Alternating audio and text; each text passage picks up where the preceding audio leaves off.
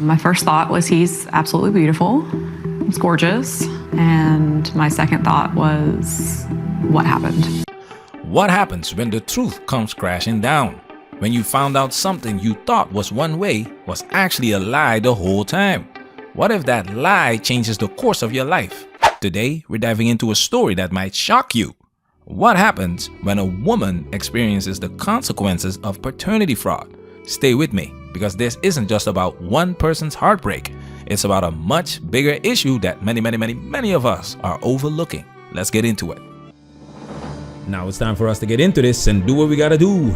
Because we many.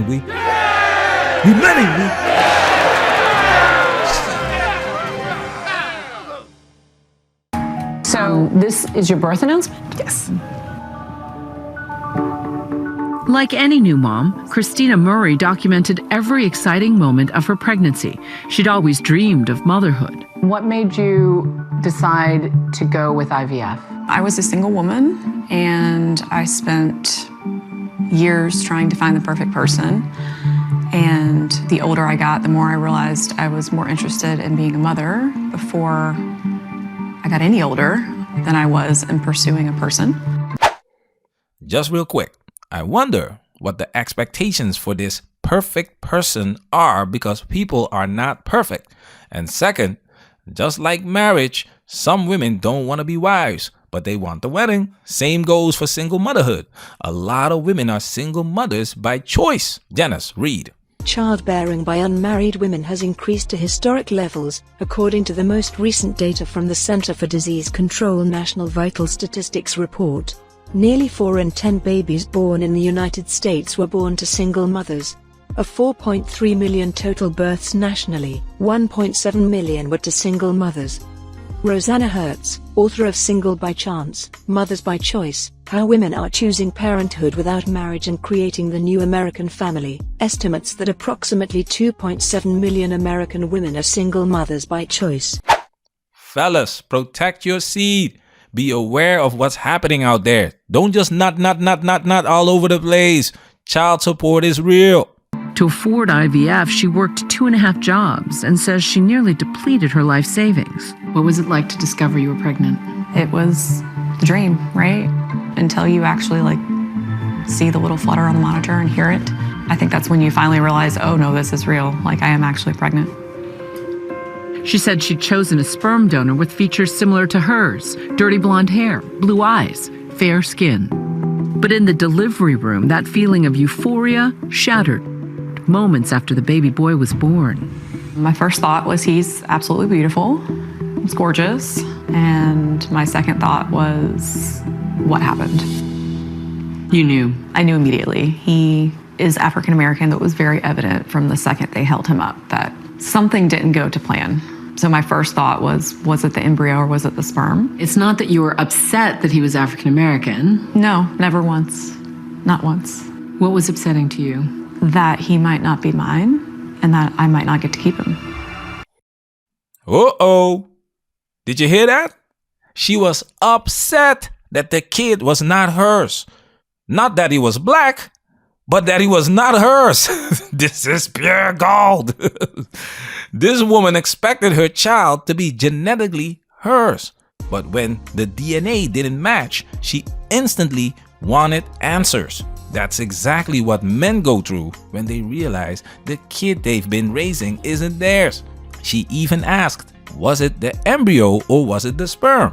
Which is the same question men ask when they suspect something isn't right. The only difference, when a man questions paternity, he's shamed for not trusting his woman. Let's continue. Christina's story, though shocking, is not the first time an incident like this has happened. There is no doubt in my mind that this happens far more than we know about.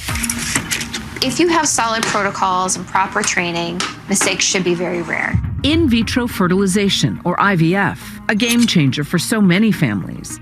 Now, while this woman is questioning the clinic, think about something that many men face in their everyday lives: paternity fraud. And it happens more often than you think. We're talking about 30% of babies not being from the biological father. And that's just the percentage that got caught. for reasons like blood donation or paternity tests done by the father. If paternity tests were mandatory, this percentage either goes drastically up or it drastically decreases because women know exactly what happens when it comes to whose baby it is. Christina, like the Cardinales, also got a DNA test that changed everything. It literally said there's 0% chance of maternity. After alerting the clinic she used, coastal fertility specialists, she would ultimately learn the baby's biological parents were living in another state and they wanted full custody of their son. After raising him for the first 5 months of his life, she gave up the only son she'd ever known. I was his whole world.